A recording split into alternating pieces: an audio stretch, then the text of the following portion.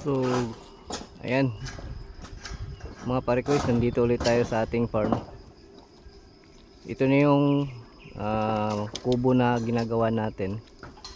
So ito yung pinaka pintuan niya. Then dito sa gitna, yung ginagawa ni Mali is maglagay tayo ng bintana dyan. So ayan, maganda na rin yung progress natin dito.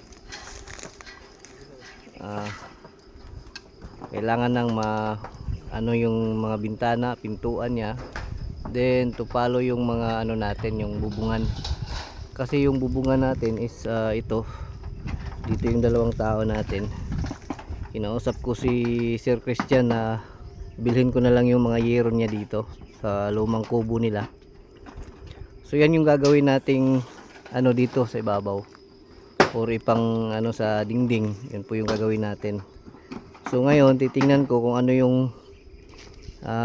medyo pwedeng magamit dyan, kasi yung iba kinalawang na, butas-butas na. Then ang plano ko, itong mga kalawang na side is pinturahan. Ayan, pinturahan para at least maganda siya bago ano dun sa bubungan.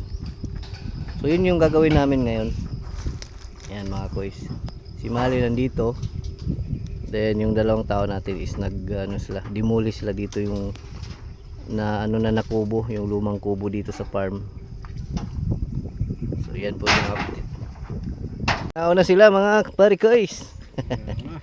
So muna ang ulam for today.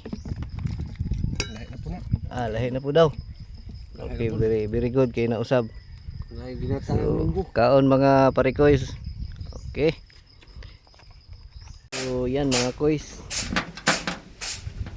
ayan yung ginagawa natin dito. Yung mga lumang yero na kalawangin is pinturahan. Ayan, para medyo ano siya, gumanda siya tingnan. So bago pinturahan is kailangan mo nang linisin, tanggalin yung mga likabok, kung anong mga nandyan. So yan, bago mo pinturahan, ganun po. So yun po yung gagawin natin. So lahat ng to pag natuyo na is saka natin ilagay dun sa ibabaw. So ayan, yan yung mga ginagawa natin dito ngayon sa ating farm mga koys.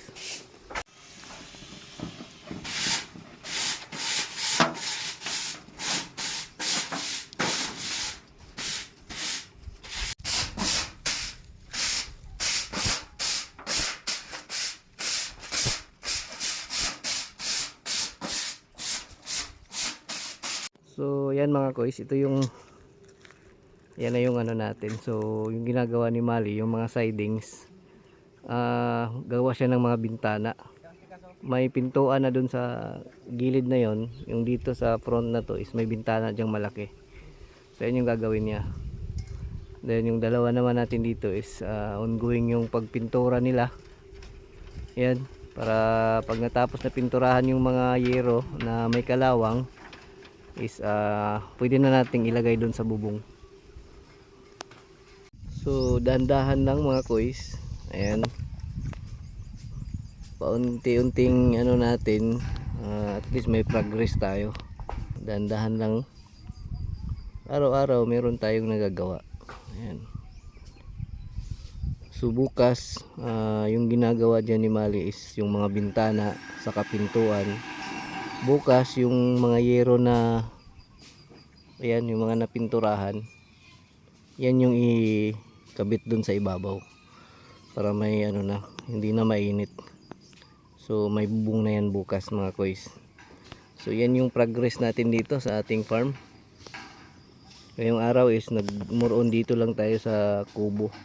Yun lang yung ginagawa natin sa pagpintura ng ating mga yero, yung mga ginagawa natin ngayong araw.